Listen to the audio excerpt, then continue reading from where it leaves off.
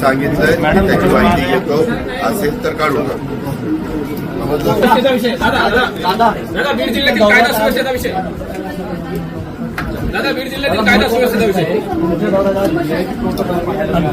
अनेक रुग्ण 8:30 वाजेपासून 12 वाजेपर्यंत आंबेजोगाईच्या रुग्णालयात जाऊ दिलं जात नव्हतं. त्यामध्ये मी नेहमी महाराष्ट्रात फिरत असताना मुद्दाम सकाळी 6-7ला जातो. तसं जर झालेलं असेल तर मी डीनला काय सांगायचं ते सांगतो. पुढच्या वेळेस मला तिथं जायचं असेल काय मी इतके सगळे तुमच्या पद्धतीने तुम्हाला प्रश्न विचारायचा अधिकार आहे. परंतु ह्याच्या आधी पुढे तिथं इतपत काय बघत होतं तुम्हाला माहिती आहे. मी प्रश्न सोडायला जातोय. प्रश्न सोडवत असताना मला ते एकदा तरी नजरेखाली घातलं पाहिजे, ते बघितलं पाहिजे. आम्ही कधीच कोणाला सांगत नाही की बाबा आमच्यामुळे इतरांना त्रास द्या. मी तर नेहमी म्हणतो की आम्ही लोकप्रतिनिधी जनतेचे सेवक आहोत. आमच्या वेळेस कुणालाही त्रास होता कामा नये ही आमची आम्ही काळजी घेतो. परंतु इथं अजून यांना माझ्या कामाची सवय झालेली नाहीये. हळूहळू होईल.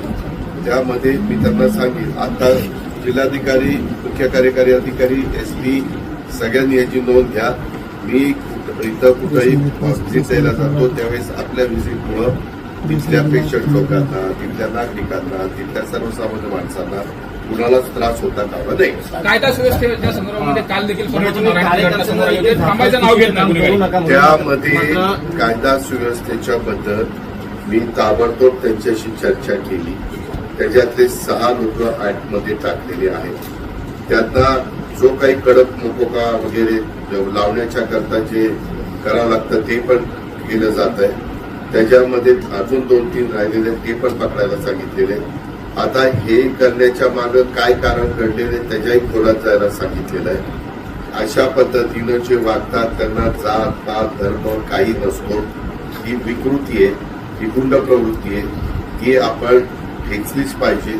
तिच्यावर एक रोखो बसवलाच पाहिजे. त्याच्या संदर्भामध्ये स्वतः मुख्यमंत्र्यांनी पण लक्ष घातलंय, आम्ही पण लक्ष घातलंय. काही सूचना पण जिल्हा पोलीस प्रमुखांना दिलेल्या आहेत. आज पण त्यांना डीपीसीच्या निमित्तानं जो काही निधी लागतो त्यांच्या इन्फ्रास्ट्रक्चरच्या दृष्टिकोनातनं तोही आम्ही त्यांना मंजूर केलेला आहे डीपीसीनं. अशा पद्धतीनं आहे. आणि ती तशा प्रकारची घटना घडायच्या आधी देखील काय घडलेलं आहे, कुणी काही केलंय का, त्याही खोलामध्ये जाऊन इतंभूत माहिती मिळवण्याचं काम चाललेलं आहे. परंतु मी आज या प्रेसच्या निमित्तानं माझ्या बीडकरांना सगळ्यांना सांगतो की असं कुणी वागू नका. हे कुणाचंही सहन केलं जाणार नाही.